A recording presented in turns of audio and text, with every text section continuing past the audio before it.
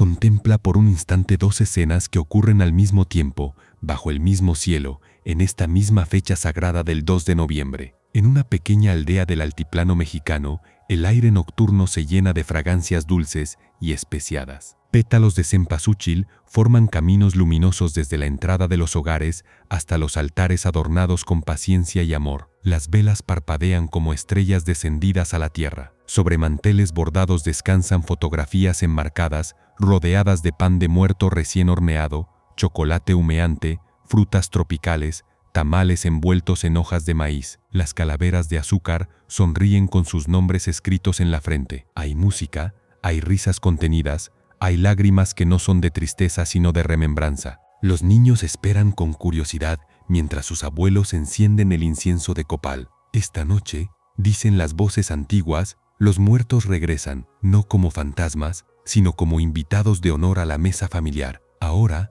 atraviesa el océano. En un cementerio centenario del norte de Europa, la niebla de noviembre se arrastra entre las tumbas de piedra gris. El silencio es casi absoluto, interrumpido solo por el crujir de las hojas caídas bajo pasos lentos y pesados. Familias vestidas de negro se arrodillan ante las lápidas, limpiando con reverencia los nombres grabados que el musgo y el tiempo intentan borrar. Depositan crisantemos blancos, encienden velas que la brisa amenaza constantemente con extinguir. No hay música aquí, no hay colores vibrantes, solo el murmullo de las oraciones susurradas, el peso del luto, la solemnidad del recuerdo. Los rostros reflejan un dolor contenido, una esperanza teñida de incertidumbre. ¿Dónde están sus seres queridos? ¿Sufren aún? ¿Pueden nuestras oraciones alcanzarlos? Dos escenas, dos continentes, dos expresiones tan diferentes que parecen pertenecer a religiones distintas. Y sin embargo, ambas nacen de la misma fuente, la conmemoración de todos los fieles difuntos,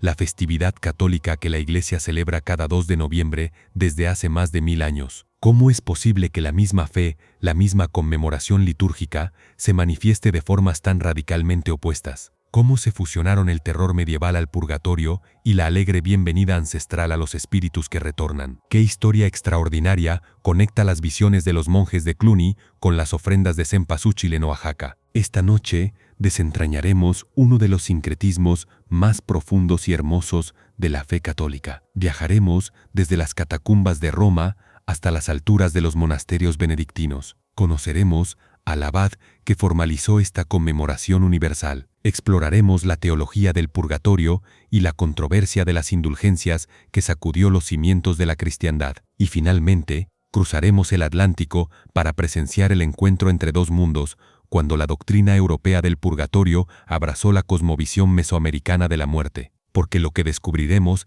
es que tanto en el silencio contemplativo como en la celebración vibrante late la misma verdad radical: el amor es más fuerte que la muerte, y la comunión de los santos trasciende el velo que separa este mundo del venidero. Para comprender cómo nació esta conmemoración, debemos retroceder casi 2 milenios en el tiempo. Debemos situarnos en el mundo antiguo, donde la muerte no era simplemente el fin de la vida, sino algo mucho más aterrador, la amenaza del olvido eterno. En las civilizaciones paganas que rodeaban al naciente cristianismo, el mayor temor no era la muerte en sí misma, sino ser olvidado. Los romanos, los griegos, los egipcios, cada cultura a su manera, luchaba desesperadamente contra ese olvido. Erigían monumentos, componían epitafios, realizaban sacrificios anuales, porque creían que un muerto sin memoria, un muerto sin nombre pronunciado por labios vivos, se desvanecía en la nada. El inframundo pagano era frío, oscuro, silencioso. Las sombras de los difuntos vagaban sin propósito, debilitándose con cada año que pasaba sin ofrendas, sin libaciones, sin que alguien en el mundo de los vivos recordara su nombre. Entonces, en medio de ese mundo obsesionado con el olvido, apareció una comunidad que hablaba de la muerte de forma radicalmente diferente. Los cristianos no llamaban muerte a la muerte, la llamaban dormición, dormitio en latín, dormir, como si sus difuntos simplemente se hubieran recostado a descansar, esperando el despertar glorioso de la resurrección final. Desciende conmigo a las catacumbas de Roma, esos laberintos subterráneos donde los primeros cristianos enterraban a sus muertos. No encontrarás aquí la desesperación de los cementerios paganos. Las inscripciones talladas en las lápidas de piedra no suplican ser recordados, dicen cosas extraordinarias. Aquí duerme en paz Irene, que vivirá en Dios. Victorina, en paz. aguarda la resurrección. Junto a estos epitafios, símbolos grabados con tosquedad, pero con fe profunda, el pez, el ancla, el buen pastor cargando la oveja sobre sus hombros. Y hay algo más, algo que los arqueólogos han descubierto una y otra vez en estas galerías de la memoria, evidencia de que los cristianos primitivos celebraban ágapes, comidas comunitarias, junto a las tumbas de sus seres queridos. No eran banquetes lúgubres, sino celebraciones de la esperanza. Partían el pan, compartían el vino, recordaban no con desesperación, sino con alegría anticipada, porque sus muertos no estaban perdidos, estaban dormidos en Cristo y un día despertarían. Pero aquí surge la primera gran pregunta teológica, la interrogante que ocuparía a los padres de la Iglesia durante siglos: si el juicio final no ocurriría hasta el fin de los tiempos, cuando Cristo regresara en gloria a juzgar a vivos y muertos, ¿dónde estaban exactamente las almas entre la muerte individual y ese día último? ¿En qué estado se encontraban? San Agustín de Hipona, el gran doctor de la Iglesia en el siglo IV y V, meditó profundamente sobre esto. En sus escritos, habla de un lugar o estado que llamó refrigerium, un término latino que evoca frescura, alivio, descanso. No era el cielo en su plenitud, pero tampoco era el infierno. Era un lugar de espera, un descanso para las almas que habían muerto en gracia de Dios, pero que aún no podían contemplar el rostro divino. Y había algo más, algo que perturbaba las mentes más reflexivas de la cristiandad primitiva. En su primera carta a los Corintios, el apóstol Pablo había escrito palabras misteriosas: el día del Señor lo pondrá al descubierto, pues por el fuego será revelado, y la obra de cada uno cual sea, el fuego la probará. Si permanece la obra de alguno que sobreedificó, recibirá recompensa. Si la obra de alguno se quemare, él sufrirá pérdida, si bien él mismo será salvo, aunque así como por fuego, así como por fuego. ¿Qué significaba eso? Un fuego purificador, un fuego que no destruía el alma, sino que la limpiaba. Los padres de la Iglesia tomaron estas palabras y las contemplaron a la luz de la revelación. San Gregorio Magno, papa en el siglo VI, enseñó explícitamente que existía un fuego purificador después de la muerte para aquellas almas que habían muerto en estado de gracia, pero con pecados veniales no expiados o con penas temporales aún debidas por pecados ya perdonados. No era castigo eterno, sino purificación temporal. No era desesperación, sino esperanza dolorosa. La Iglesia primitiva rezaba por sus difuntos. Lo hacía en cada Eucaristía, mencionando sus nombres en el canon de la misa. Lo hacía en los aniversarios de sus muertes. Lo hacía con la certeza de que esas oraciones tenían poder, que atravesaban el velo entre los mundos, que podían aliviar el sufrimiento de las almas en espera y acelerar su camino hacia la plenitud de la gloria. Pero todo esto ocurría de manera informal, dispersa, según las costumbres locales de cada comunidad. No había aún una conmemoración universal, una fecha señalada en el calendario litúrgico de toda la Iglesia para rezar de manera especial y colectiva por todos los fieles difuntos. Eso cambiaría en la Alta Edad Media, y cambiaría gracias a un monje de extraordinaria santidad y visión, en un monasterio que se convertiría en el corazón espiritual de la cristiandad occidental. Para entender lo que vendría después, debemos sumergirnos en la mentalidad de la Alta Edad Media. Ese periodo que transcurre aproximadamente entre los siglos IX y XIII era una época de fe profunda, visceral, encarnada en cada aspecto de la vida cotidiana, pero también era una época donde el miedo al juicio de Dios era tangible, casi físico. Imagina un mundo sin ciencia moderna, sin explicaciones naturales para los fenómenos que aterraban a la humanidad. Cada tormenta podría ser la ira divina, cada epidemia, un castigo por los pecados colectivos. La muerte acechaba constantemente, en el parto, en las enfermedades infantiles, en las hambrunas, en las guerras interminables entre señores feudales. La expectativa de vida era brutal. Ver los 40 años era un privilegio de pocos. En este contexto de fragilidad existencial,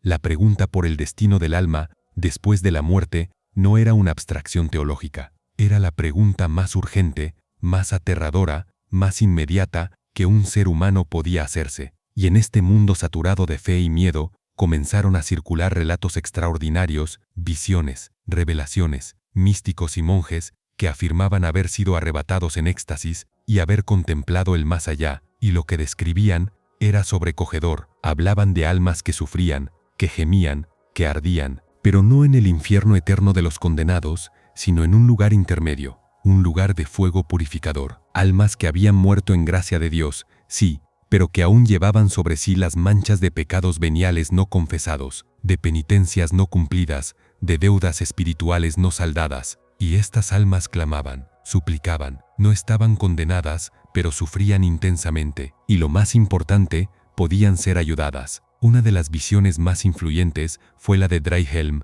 un inglés que según el venerable Beda vivió en el siglo VII. Dryhelm cayó gravemente enfermo y aparentemente murió. Su familia lo veló durante toda la noche, pero al amanecer, para el terror y asombro de todos, se incorporó súbitamente. Su esposa huyó gritando, pensando que veía un espectro, pero Dryhelm estaba vivo y tenía una historia que contar. Relató que un ser luminoso lo había guiado a través de distintos lugares del más allá. Vio un valle profundo donde ardía un fuego terrible a un lado y caía una nieve helada al otro. Las almas saltaban desesperadamente del fuego al hielo y del hielo al fuego sin encontrar alivio. Pensó que era el infierno, pero su guía le dijo que no. Más adelante vio un abismo de oscuridad absoluta del que surgían llamas y donde demonios arrastraban almas que gritaban. Ese, le dijo su guía, era el infierno verdadero. Pero el valle del fuego y el hielo era el lugar donde las almas que habían muerto sin haber completado su penitencia sufrían temporalmente antes de poder entrar al paraíso. Cuando Dryhelm despertó, cambió radicalmente su vida. Se hizo monje. Pasaba horas en oración por las almas que había visto sufrir, y su historia se difundió por toda Europa, grabándose en la imaginación colectiva de la cristiandad. Estas visiones, estas revelaciones, no eran invenciones caprichosas. La Iglesia las examinaba con cuidado, las contrastaba con la Escritura y la tradición, y lo que emergía era una comprensión cada vez más clara de lo que más tarde se formalizaría como la doctrina del purgatorio. El término mismo, purgatorio, viene del latín purgare, purgar, limpiar. No era solo un estado abstracto de purificación. Para la mente medieval, concreta y visual, se convirtió también en un lugar terrible, sí, pero no desesperanzador, porque a diferencia del infierno, del cual no hay escape, el purgatorio era temporal. Toda alma en el purgatorio estaba destinada, eventualmente, a la gloria del cielo. Y aquí reside algo profundamente hermoso y humano de esta doctrina, la certeza de que los lazos de amor entre los vivos y los muertos no se rompían con la muerte, todo lo contrario. Los vivos podían ayudar a sus difuntos. Cada misa, ofrecida por ellos, cada oración, cada acto de caridad realizado en su memoria, cada limosna dada en su nombre, tenía el poder de aliviar su sufrimiento y acortar su tiempo de purificación. La salvación de un ser querido no era algo que terminaba en el lecho de muerte, continuaba. Los que quedaban en la tierra tenían una misión sagrada: rezar, ofrecer sacrificios, recordar no con nostalgia pasiva, sino con intercesión activa. Esta creencia transformó la manera en que la sociedad medieval entendía la muerte y el duelo. No era el fin de la relación, era su transformación. Los muertos necesitaban a los vivos tanto como los vivos habían necesitado a los muertos cuando vivían. Era una comunión que trascendía la tumba,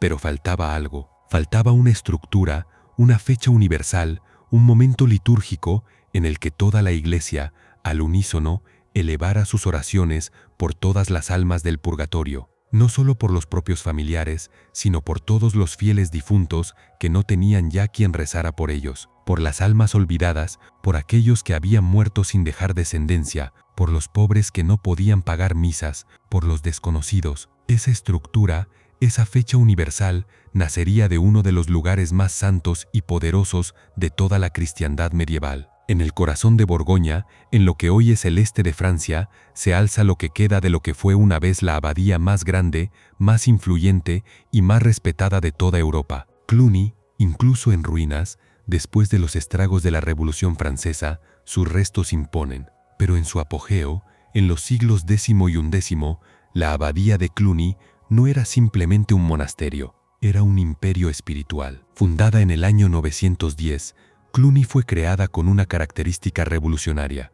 No dependía de ningún señor feudal ni de ningún obispo local. Respondía directamente al Papa. Esta independencia le permitió mantener una pureza de observancia benedictina que atrajo a los espíritus más devotos de toda Europa. Los monjes de Cluny vivían según la regla de San Benito en su forma más exigente: ora et labora. oración y trabajo. Pero en Cluny, la oración era casi continua. La liturgia de las horas se celebraba con un esplendor, una solemnidad y una duración que asombraba incluso a otros monasterios. Se dice que un monje de Cluny pasaba cerca de 8 horas diarias en el coro, cantando los salmos, celebrando misas, intercediendo por el mundo. Y había algo más. Desde sus primeros años, Cluny desarrolló una devoción especial por las almas del purgatorio. Los monjes ofrecían constantemente misas y oraciones por los difuntos. Era parte integral de su carisma espiritual. Las familias nobles de toda Europa pedían ser enterradas en territorio cluniacense,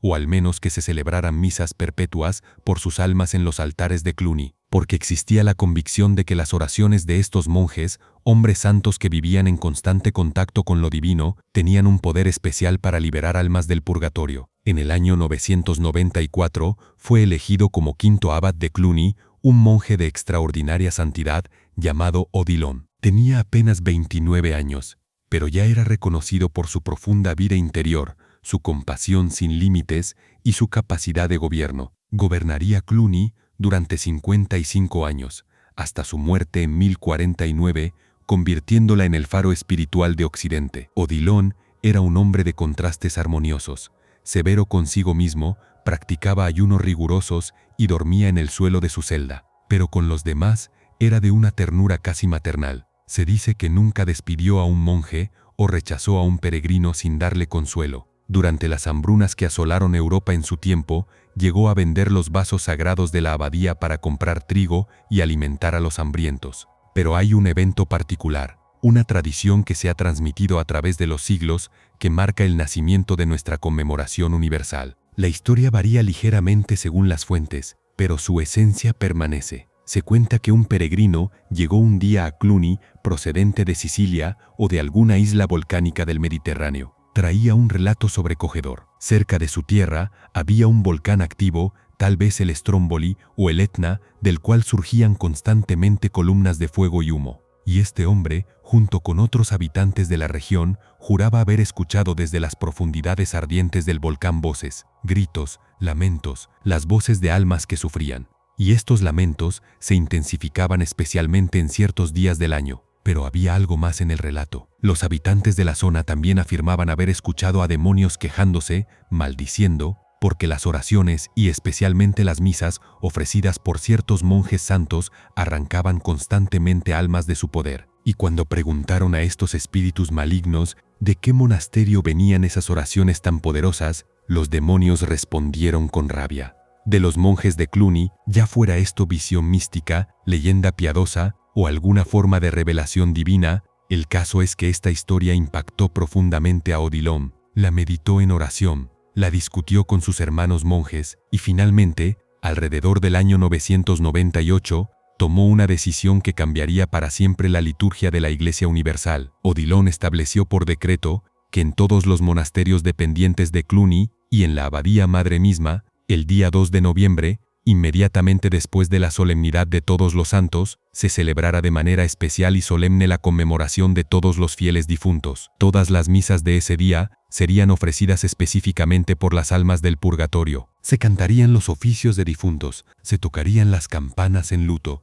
se ofrecerían oraciones colectivas por todos aquellos que habían partido de este mundo en la fe de Cristo. No solo por los familiares de los monjes, no solo por los benefactores del monasterio, por todos, por cada alma que sufría en el purgatorio esperando la purificación completa, por las almas olvidadas, por aquellos sin nadie que rezara por ellos, por todos los fieles difuntos. La fecha no era casual. El 1 de noviembre se celebraba ya la solemnidad de todos los santos, honrando a aquellos que ya gozaban de la visión beatífica en el cielo. El 2 de noviembre, entonces, sería el día de aquellos que aún estaban en camino hacia esa gloria, los triunfantes y los militantes, el cielo y el purgatorio. Una visión completa de la comunión de los santos en sus diferentes estados. El impacto fue inmediato y profundo. La autoridad moral de Cluny era inmensa. Lo que Cluny hacía, otros monasterios lo imitaban. Lo que Cluny promovía, los obispos lo adoptaban. En pocas décadas, la práctica se extendió por toda Francia, luego por Alemania, Italia, España. Para el siglo XIII, la Iglesia Universal había incorporado oficialmente la conmemoración de todos los fieles difuntos al calendario litúrgico. El 2 de noviembre se convertiría en una de las fechas más importantes del año cristiano. Odilon, ese monje compasivo, que escuchó el lamento de las almas y respondió con una estructura litúrgica de misericordia, fue canonizado santo, y su legado permanece. Cada 2 de noviembre, más de 1000 años después, cientos de millones de católicos en todo el mundo acuden a iglesias, capillas y cementerios a rezar por sus difuntos, cumpliendo la visión de aquel abad de Cluny que escuchó el clamor de las almas y decidió que ninguna debía quedar sin la intercesión de la Iglesia. Pero la historia de esta conmemoración aún tenía capítulos por escribir, capítulos que llevarían a la mayor crisis de la cristiandad, y finalmente, a un encuentro inesperado entre dos mundos en las tierras del Nuevo Mundo. La teología del purgatorio, como hemos visto, nació de la compasión y de la fe, pero como tantas verdades hermosas, en manos humanas a veces se deforma, y lo que comenzó como un consuelo se convertiría, en los siglos bajomedievales, en fuente de escándalo y división. Para entender lo que sucedió, debemos comprender primero una evolución teológica que ocurrió en los siglos XII y XIII. Los grandes escolásticos, especialmente Santo Tomás de Aquino, desarrollaron lo que se llamó la doctrina del tesoro de la Iglesia. La idea era profunda y hermosa en su origen. Los méritos infinitos de Cristo y los méritos sobreabundantes de María y los santos constituían un tesoro espiritual del cual la Iglesia podía disponer para beneficio de los fieles. De esta teología nació la práctica de las indulgencias. Una indulgencia no es el perdón de los pecados en sí mismo, eso solo puede venir del sacramento de la confesión. Una indulgencia es la remisión de la pena temporal debida por pecados ya perdonados, es decir, la reducción o eliminación del tiempo que un alma tendría que pasar en el purgatorio purificándose. En su forma pura, las indulgencias estaban ligadas a actos genuinos de piedad, peregrinar a un santuario, rezar ciertas oraciones con devoción, realizar obras de caridad, y se ofrecían no solo para uno mismo, sino que podían aplicarse a las almas del purgatorio. Un hijo podía ganar una indulgencia y ofrecerla por su padre difunto. Era una expresión hermosa de la comunión de los santos, pero gradualmente se introdujo una práctica que torcería todo, la asociación de indulgencias con donaciones monetarias. En principio, la idea parecía razonable. Si dar limosna era un acto caritativo meritorio, ¿por qué no vincular indulgencias a limosnas específicas? Las catedrales necesitaban construirse, los hospitales requerían fondos, las cruzadas demandaban financiamiento. Para el siglo XV, la práctica se había degenerado peligrosamente. Ya no se trataba de ganar indulgencias mediante genuina piedad que incluía dar caridad, se trataba directamente de comprarlas. Paga cierta cantidad, recibe el certificado de indulgencia, tanto por ti, tanto por tu padre difunto, tanto por tu abuela. El caso más escandaloso ocurrió a principios del siglo XVI. El Papa León X necesitaba fondos para completar la nueva Basílica de San Pedro en Roma. El arzobispo Alberto de Maguncia necesitaba pagar enormes deudas a los banqueros Fugger por la compra de sus títulos eclesiásticos. Llegaron a un acuerdo, se predicaría una gran indulgencia en Alemania. La mitad de las ganancias irían a Roma para San Pedro,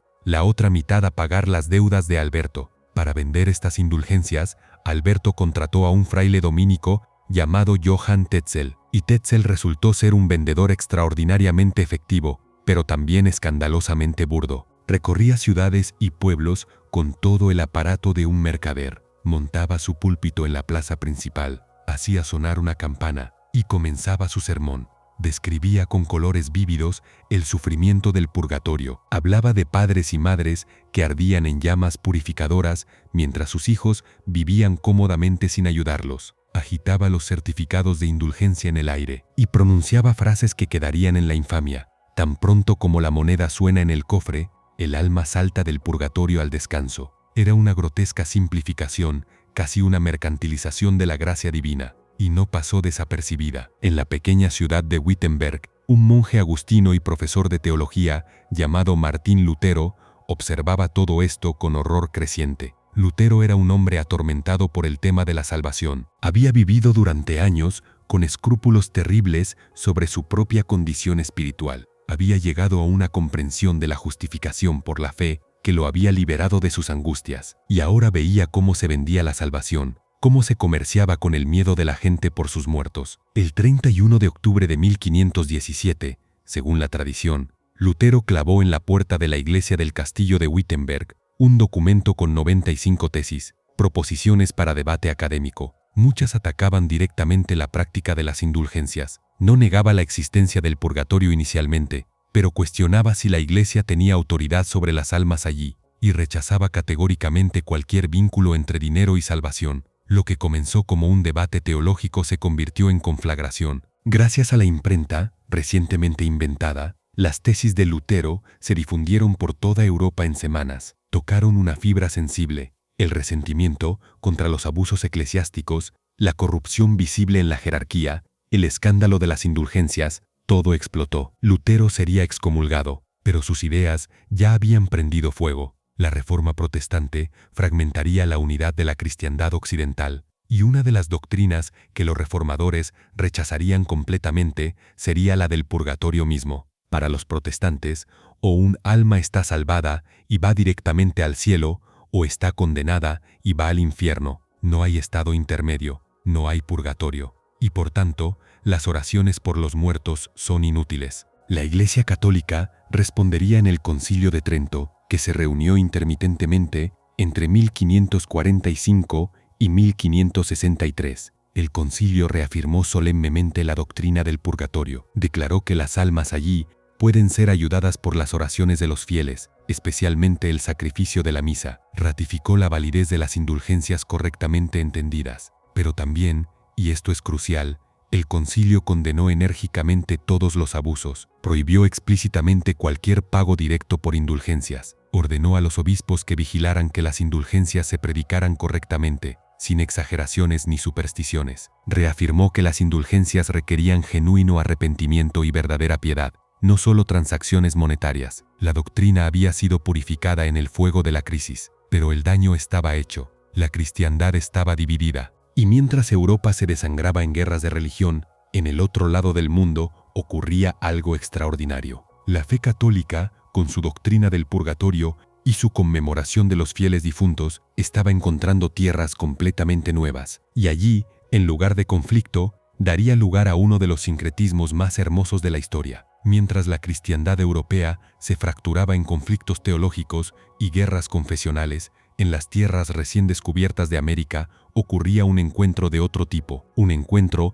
entre la fe traída por los misioneros españoles y las profundas tradiciones espirituales de los pueblos originarios. Para entender este encuentro, debemos primero comprender la cosmovisión mesoamericana de la muerte, y debemos hacerlo despojándonos de prejuicios, con respeto por una tradición milenaria que, aunque no iluminada por la revelación cristiana, contenía verdades humanas profundas sobre el vínculo entre vivos y muertos. En el mundo azteca, mexica, la muerte no era el final, era una transformación, un paso a otra forma de existencia, y el destino de un alma después de la muerte no dependía de su conducta moral en vida, como en el cristianismo, sino de la manera en que había muerto. Los guerreros caídos en combate y las mujeres que morían en el parto, consideradas igualmente guerreras porque daban la vida, iban al paraíso del sol. Las almas que morían por ahogamiento, por rayo, por enfermedades relacionadas con el agua, iban al Tlalocán, el paraíso del dios de la lluvia, un lugar de verdor perpetuo y abundancia. Pero la mayoría de las almas emprendían un viaje difícil a través de 9 niveles del inframundo hasta llegar al Mictlán, el lugar de los muertos, gobernado por Mictlantecutli y su consorte Mictecacihuatl, los señores de la muerte. Pero aquí está lo extraordinario: los muertos no estaban separados definitivamente de los vivos. Existía la creencia de que una vez al año, en fechas específicas del calendario ritual azteca, las almas de los difuntos recibían permiso para regresar al mundo de los vivos, y cuando regresaban, no venían como fantasmas aterradores, venían como visitantes esperados, como familiares queridos que regresan de un largo viaje, y las familias los recibían con hospitalidad sagrada, preparaban los alimentos favoritos del difunto, colocaban sobre altares temporales todo lo que el muerto había amado en vida, encendían incienso de copal para perfumar el camino, y especialmente colocaban flores de cempasúchil, la flor de muertos, cuyo color anaranjado brillante y aroma penetrante se creía que guiaba a las almas desde el Mictlán de regreso a sus hogares. Había fechas distintas para diferentes tipos de difuntos. Una para los niños, que en náhuatl tenía lugar durante el 9º mes del calendario azteca. Otra para los adultos en el 10º mes, eran celebraciones de 20 días durante los cuales la línea entre los mundos se adelgazaba y vivos y muertos podían compartir, brevemente, el mismo espacio. Ahora imagina el momento del encuentro. Los franciscanos, dominicos y agustinos que llegaron como misioneros a Nueva España en las décadas posteriores a la conquista no eran ignorantes ni fanáticos. Muchos eran hombres de gran cultura y sensibilidad espiritual. Aprendieron náhuatl y otras lenguas indígenas. Estudiaron las creencias de los pueblos que evangelizaban y se dieron cuenta de algo extraordinario. Estos pueblos, que nunca habían oído el evangelio, que no conocían la revelación cristiana, habían llegado por sí mismos a una intuición profunda que resonaba con la doctrina católica. Los muertos no están aniquilados, los lazos de amor trascienden la tumba, los vivos tienen responsabilidad hacia sus difuntos. Cierto, había elementos que debían corregirse teológicamente. La idea de múltiples destinos según la forma de muerte no concordaba con el juicio particular cristiano. La veneración a Mictlantecutli y Mictecacihuatl era paganismo que debía rechazarse. Pero la estructura fundamental, el amor que une a vivos y muertos, la necesidad de recordar y honrar a los ancestros, eso era profundamente humano, profundamente verdadero. Los misioneros tomaron una decisión pastoral de gran sabiduría. En lugar de intentar erradicar completamente estas tradiciones, algo que hubiera generado resistencia y resentimiento, optaron por bautizarlas. Tomarían lo que era bueno y verdadero en las costumbres indígenas y lo llenarían de contenido cristiano. Y así, las fechas indígenas de conmemoración de los muertos fueron gradualmente ajustadas para coincidir con las fechas católicas del 1 y 2 de noviembre. Todos los santos y todos los fieles difuntos. La diferencia entre tipos de difuntos según su muerte se reinterpretó como la diferencia entre los santos ya en el cielo y las almas del purgatorio. Los altares que antes se preparaban para recibir a los espíritus se mantuvieron, pero ahora se colocarían también imágenes de Cristo crucificado, de la Virgen María, de los santos patronos. Las flores de cempasúchil permanecieron, pero ahora su significado se enriqueció. No solo guiaban a las almas, sino que expresaban la esperanza de la resurrección, el sol de justicia, que es Cristo disipando las tinieblas de la muerte. El copal seguía ardiendo, pero junto a él se colocaba agua bendita, signo de la gracia bautismal. La comida se ofrecía, pero ya no como sustento material para espíritus que regresaban hambrientos, sino como expresión de comunión, de memoria amorosa. Y nacieron nuevas tradiciones mestizas. El pan de muerto, con su forma circular que evoca el ciclo de la vida y la muerte, decorado con huesos de azúcar, las calaveras de azúcar,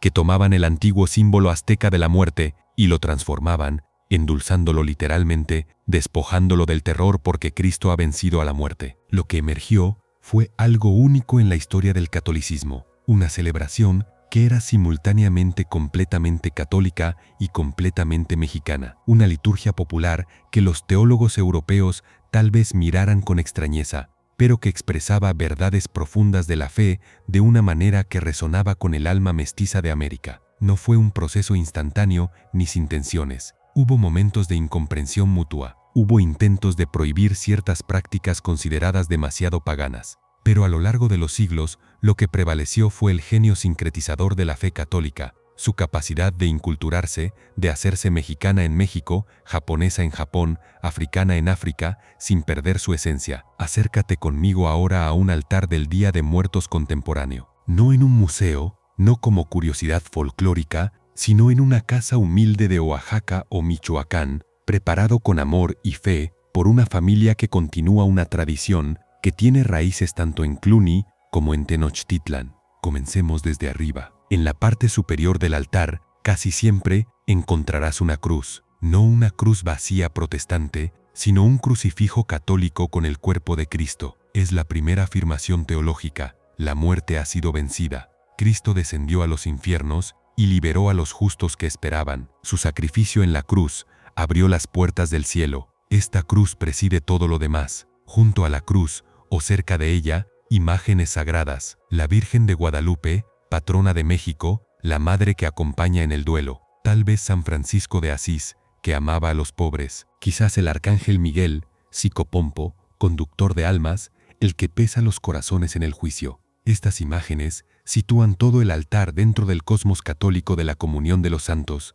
Descendamos un nivel. Aquí están las fotografías de los difuntos, abuelos de mirada seria en retratos sepia de principios del siglo XX, Padres sonriendo en fotografías a color de los años 70. Hermanos, tíos, amigos, cada rostro rodeado con ternura de flores. Porque esta noche, en este día sagrado, son los homenajeados. Pero no homenajeados como se honra a los muertos en otras culturas, con solemnidad distante. Aquí son homenajeados como se recibe a invitados queridos que llegan de lejos. Y entonces vienen las ofrendas.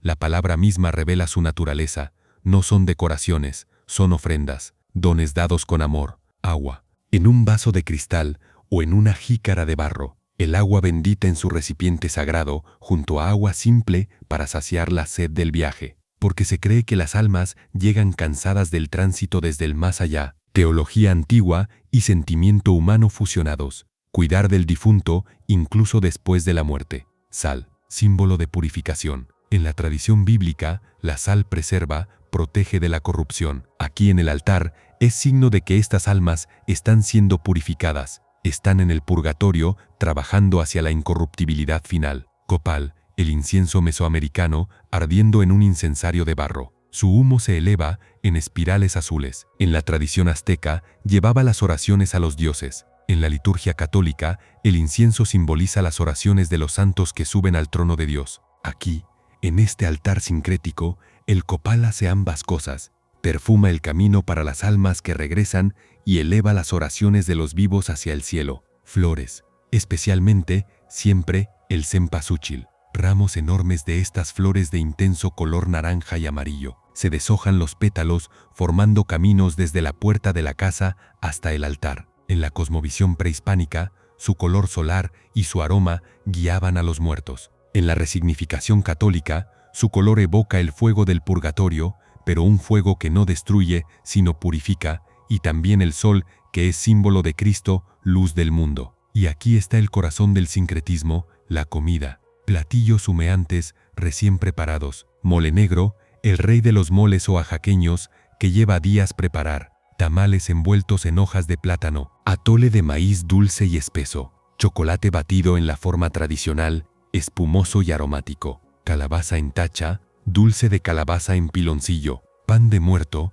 el pan especial de estas fechas, redondo, decorado con huesos de masa, espolvoreado con azúcar. ¿Y qué significa esta comida? ¿Es realmente una creencia literal en que los difuntos vienen a comer? Aquí la teología popular es más sutil de lo que a veces se asume. La familia sabe que los difuntos, si están en el purgatorio, son almas separadas de sus cuerpos, no pueden comer materialmente. Pero hay verdades que la razón escolástica expresa con proposiciones y el corazón mestizo expresa con símbolos. La comida es memoria. Esto era lo que amaba mi abuela. Aquí está, preparado como a ella le gustaba, porque la recordamos. La comida es comunión. Comemos juntos, como cuando vivía, porque la muerte no rompió nuestra familia. La comida es oración hecha tangible. Cada hora invertida en preparar el mole, cada gesto de amor en formar los tamales, es una plegaria sin palabras. Te amamos, no te hemos olvidado, rezamos por tu descanso. Y finalmente,